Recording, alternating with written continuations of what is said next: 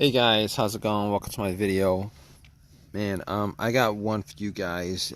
This is a 2009 Cobalt that has a no start issue.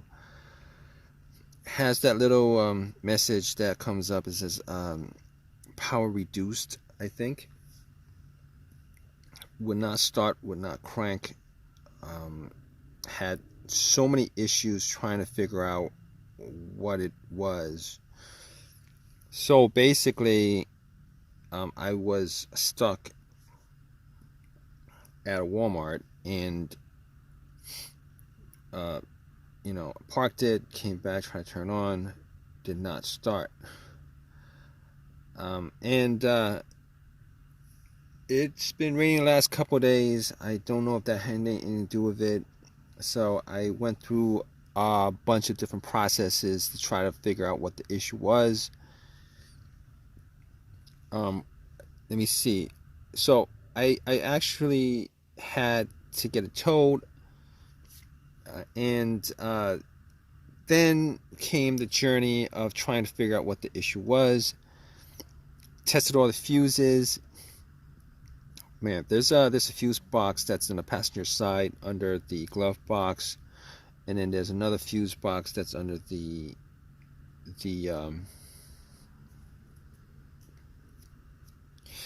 the hood.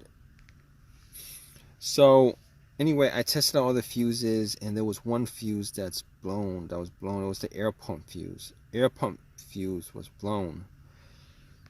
Now, originally, I thought it might have been the starter that was the problem, but I actually did a test on the starter itself, and the starter did crank. So I knew it wasn't the starter. Battery checked out and everything. Everything else seems to work pretty good. That little air pump fuse, I think it's a 40 amp fuse, it was blown. I thought, alright, so I probably figured out what the issue was. Now, out of all the cars that I've had where I've had no start issues, this is like the first that this is the first I've actually encountered where there's an air pump that actually has anything to do with starting the car, and a fuse attached to that. So anyway, I went and purchased an $8 fuse from AutoZone, came back, popped it in, was hoping that that'd be an easy fix. Try to turn on the car, and what do you know, it did not start at all. There was same situation, didn't start. I went out, checked the battery, made sure the battery is filled up, checked out the battery, make sure all the terminals were tight, not corroded. I already did test the starter. Everything worked all right, and then I went back and retested all the fuses. We tested all the fuses, and all the fuses were good. There was no issues with any of the fuses. So I was thinking to myself, so if the air pump fuse is blown, maybe the air pump is broken or had issues, malfunctioning or whatever. So I had to look online, try to figure out what the air pump was, because it did say air pump on the said air pump on the box. So I was like trying to figure out where the air pump was, and it is directly under the hood, actually directly under the car in front. So went and checked it out, and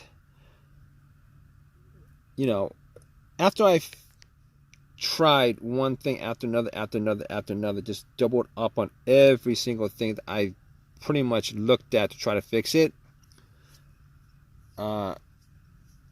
I took the air pump off. And there was so much water that came out from there. So much water. There was like so much. I guess, whatever.